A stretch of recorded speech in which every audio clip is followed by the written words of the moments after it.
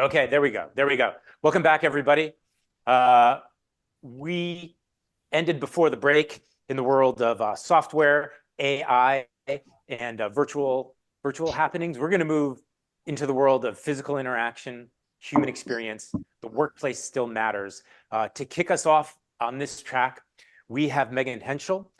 Megan joined Google in 2019, and she leads up the Google Experience Institute, which is a research and develop community of leaders that asks, how can we shape a future that enables human flourishing, leverages humanistic success measurement, and democratizes design?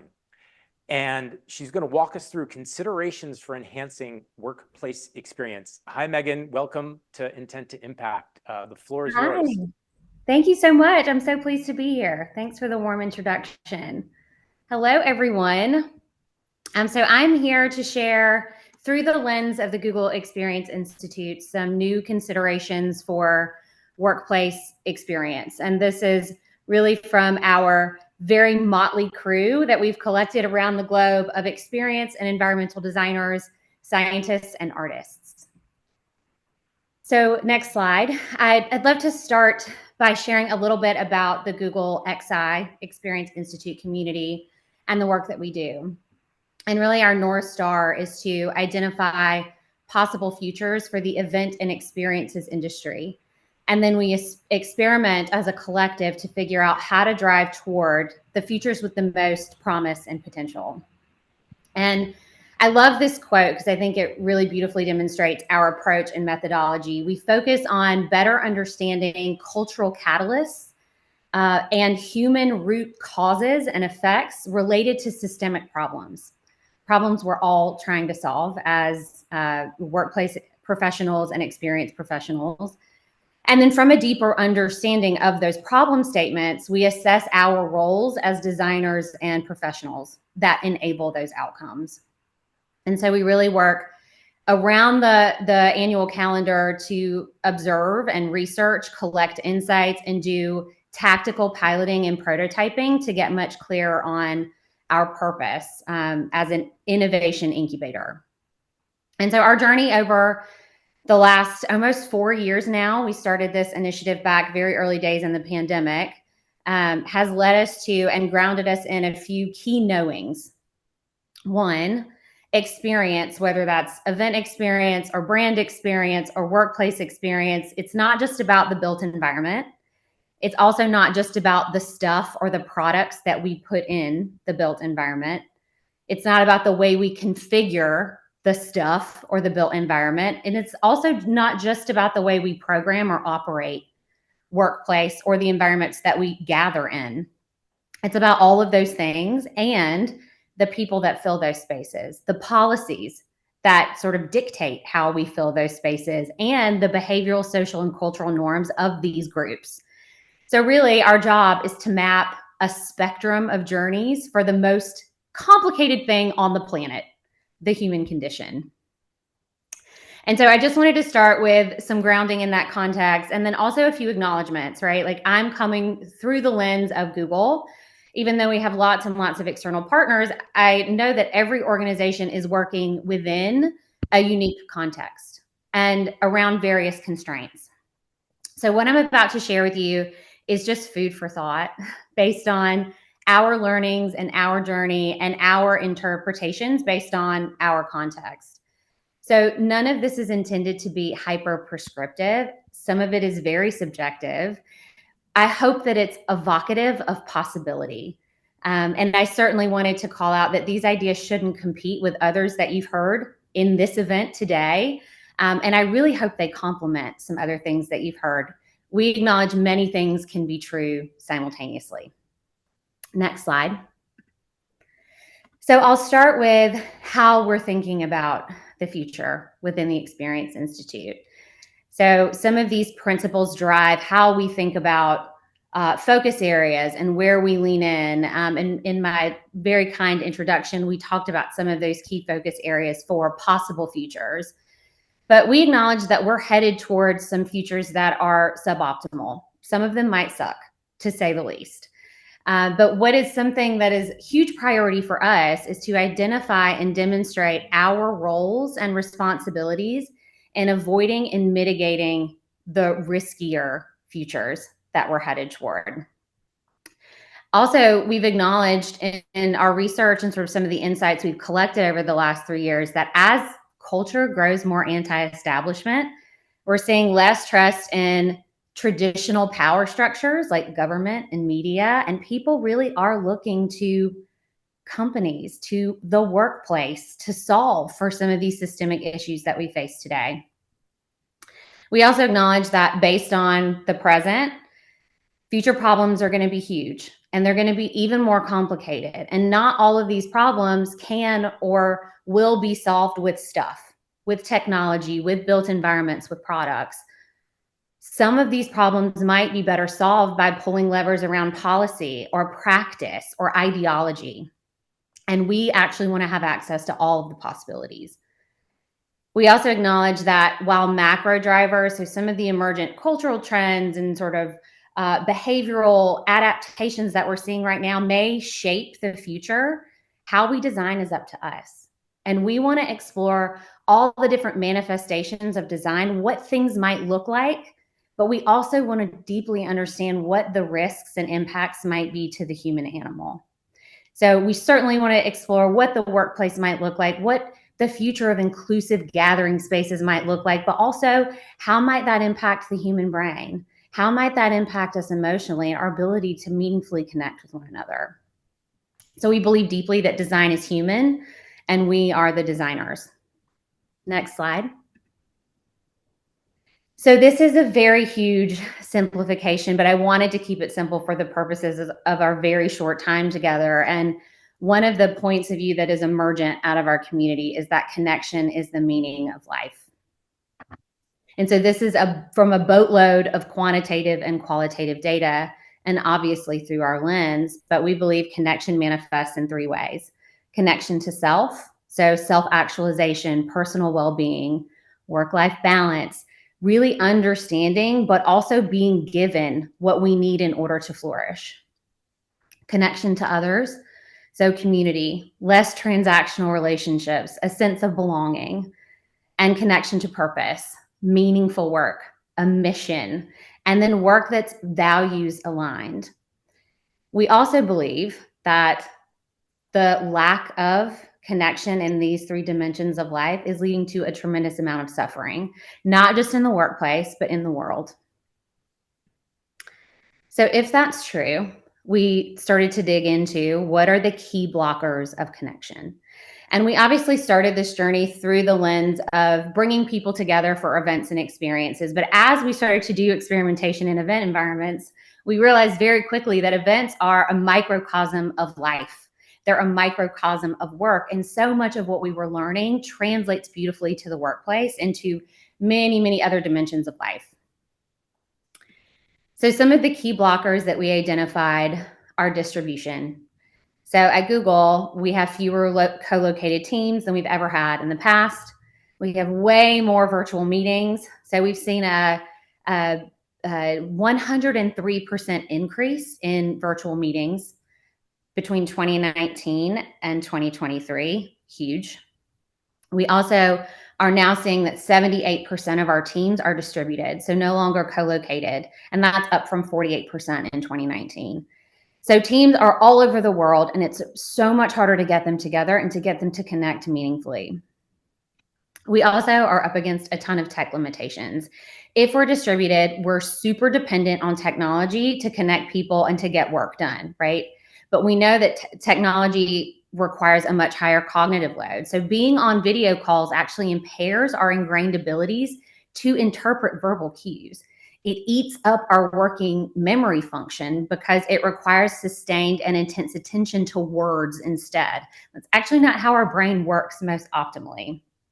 So we're seeing higher cognitive load. We've all heard the term, Zoom fatigue. That is real. It is happening. We're also seeing a lot of struggles and challenges around meaningful collaboration. At Google, we do a lot of design sprinting and design thinking and product development that requires really intense sort of prolonged periods of time in a room together. It's really, really hard to do over technology. We're also seeing that teams don't feel as connected emotionally. It's harder to be friends when all you see is a face from the shoulders up in a box, right? So teams, especially teams that have a lot of employees who are on the newer side since the pandemic and work from home, that connection is just a lot harder to cultivate. And then we haven't quite figured out technosocial norms. So we are still very awkward on technology. Hey, can you go off mute? We're stepping over each other still. And no one has really clearly defined how we're supposed to show up and how we're supposed to engage in a hybrid world. Another big bucket here are organizational constraints, right? So we have budget restrictions. We're in an economic recession, allegedly. We have some limits around talent and skill sets, right, that we just never needed before, and we're having to sort of develop on a rapid timeline, a very accelerated timeline. We may not have the systems or infrastructure to support some of these things. We like to say at Google, we only make data-driven decisions, but we don't have all the qualitative and quantitative data we need to support some of the directions we want to move in, right? And without that data, it's really hard to shift mindsets. Even if those mindsets are like objectively dusty and old and no longer serve, without the data and without sort of the platforms to supply that data, it's really hard to get people to want to change. And it's really hard to create those business justifications.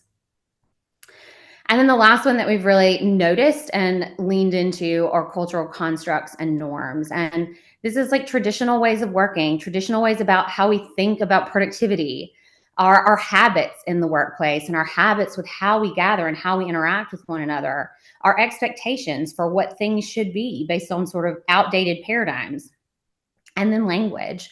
Like things like productivity. What does that mean in a hybrid world? What does that mean based on our human limitations with the way that we work today? So just some call outs about things that are absolutely blockers and barriers against these three dimensions of connection today. But there's good news. There are a lot of levers to pull that can help support some of these things. And we've been actively experimenting with them over the last 3 years. So how might we remove key blockers of connection?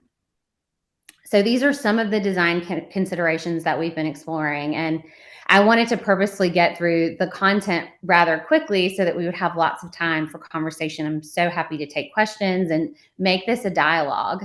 But some of the things that we've been exploring around the built environment are designing for states of being. And I love this term, and it was developed by the amazing architect Suchi Reddy, who's the founder of Ready Made out of New York. And she really leans into neuroaesthetics and understanding how people are in a space and how they flex in and out of different ways of being over any given day. So she talks a lot about learning, focus, collaboration, restoration, and transition, and how all of those things exist in every workday, really in any event. And how we can create and develop different sort of modular environments that flex to meet people where they are, as opposed to them having to assimilate to the built environment and to the way it's programmed. We also have been talking. Quick question. Sure. We just want to double check that. I'm seeing in the chat, we're on the connection is the meaning of life slide. Is that still the right slide to be on? Oh, no. Can we go to the next slide, please? Sorry about that. That's okay. Next. Now we're up to, okay, you can say, all right. Oh, we're way behind. I'm so sorry. That's okay. I will drop these slides. If anybody wants them, I will share the content. Just reach out and I'm more than happy to share all of this. Next slide, please. And then next. Here's where we are. That's my bad. Sorry, I wasn't queuing. That's okay. Yeah. So perfect. All right. So now we're talking about the different ways that we can remove the blockers. And in built environment, it's designing for states of being, as I mentioned, in Suchi Reddy's concept. We've been doing a lot of research with her and sort of starting to deploy some of these things in our environments. But having modular spaces that flex to people based on where they are in any given day across learning, focus, collaboration, restoration, and transition. This is the whole concept of sort of curating choices for people.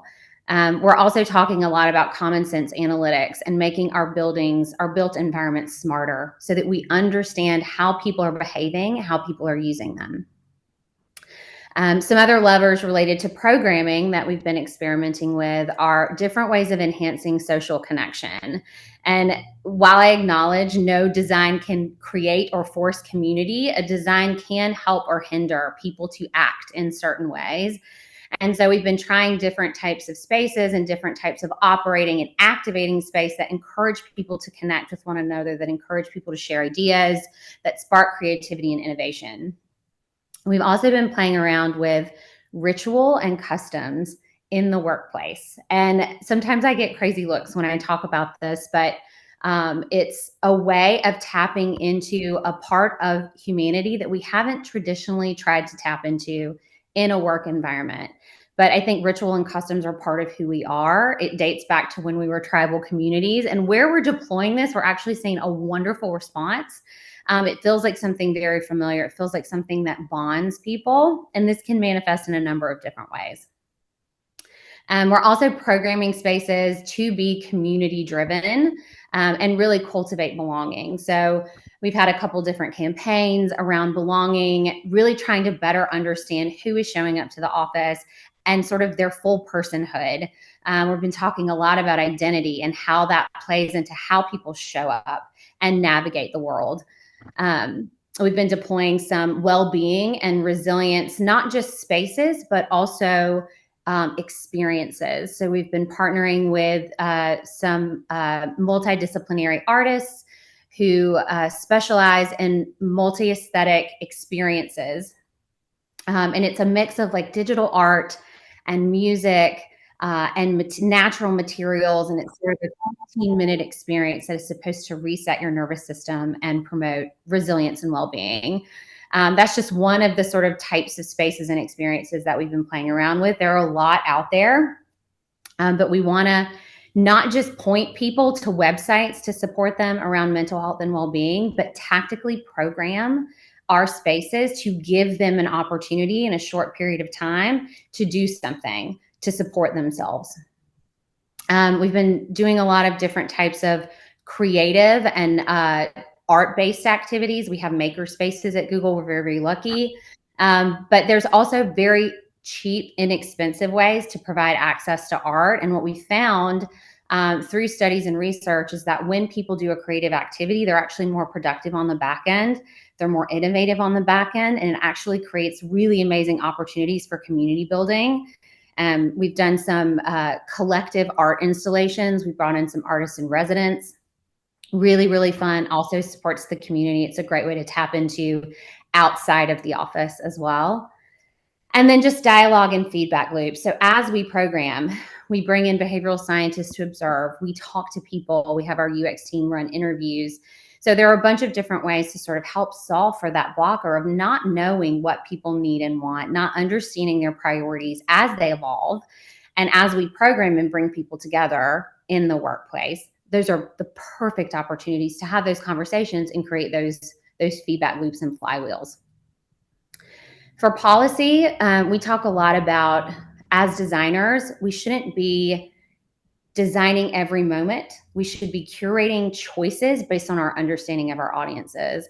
And this goes back to some of the, designing for states of being. How do we understand the different dimensions of a day for workers or for event attendees, and then curate the right choices for them to sort of mitigate their own risks and define their own outcomes within that?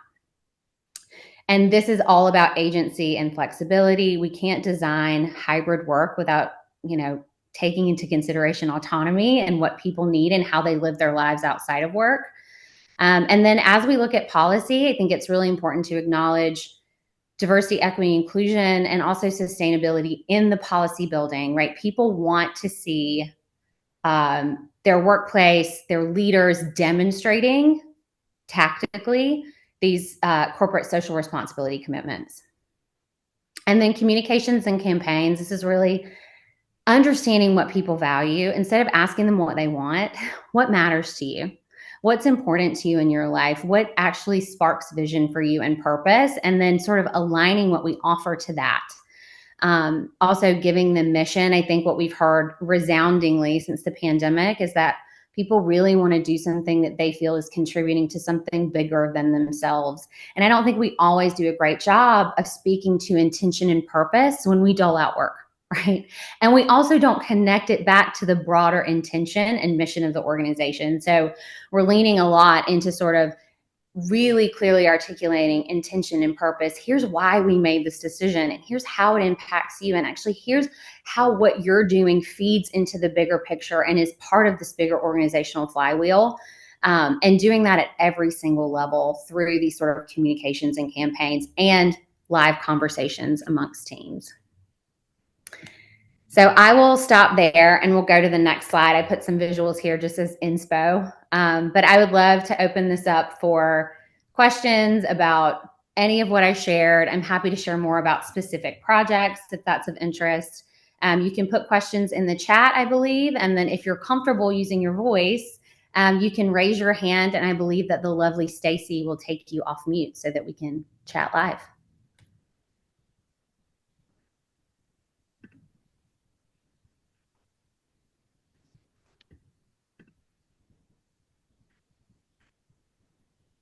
Okay, I'm looking at the chat. So Shelly.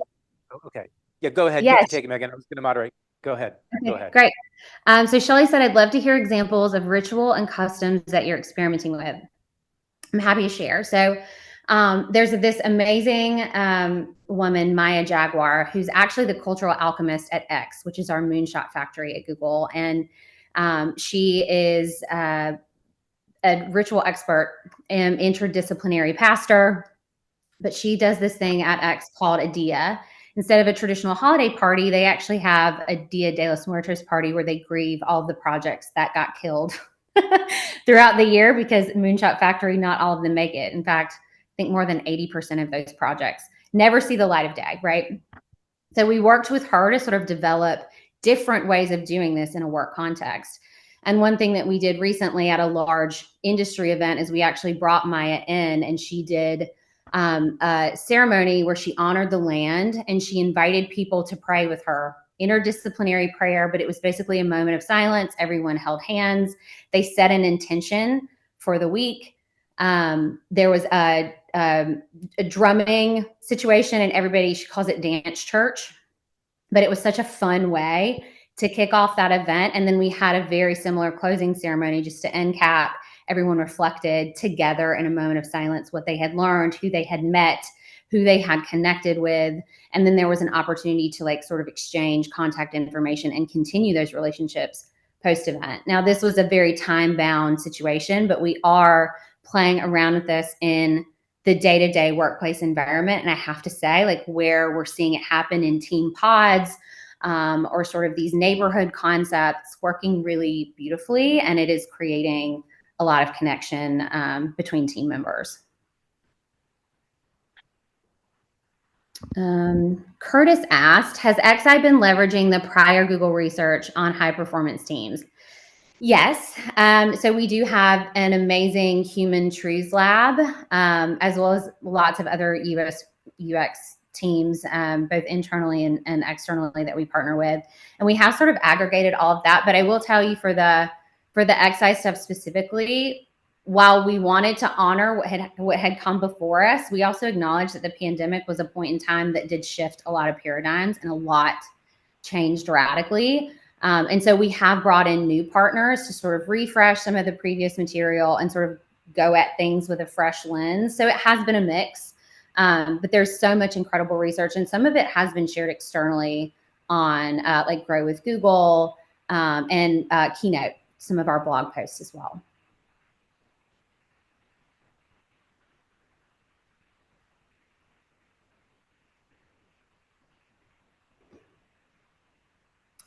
As you build in this improved experience layer, what impact is this having on the in-office attendance rate, where people have a choice, that is? Choice is key. So just to level set, and Google is in a hybrid work context right now. Most of our product areas are coming in, have been asked, loosely required to come in 3 days a week. And for most product areas, those days are Tuesday, Wednesday, Thursday. Monday and Friday are flex days. What I can say is, while I don't have broad sort of data on the experimentation we've been doing, because the scope has been relatively small, our piloting and prototyping has been small scale. We haven't rolled that out systemically across the organization. I will say where there is community programming happening, where we have these sort of bespoke spaces that are sort of intended to cultivate belonging and create connection and do some of the things that I was talking about, we are seeing higher admit rate. And we are seeing people come in on the flex days more frequently. We're also seeing our collaboration spaces and sort of the flex seating used more frequently. So teams are actually getting together to do projects in person more often.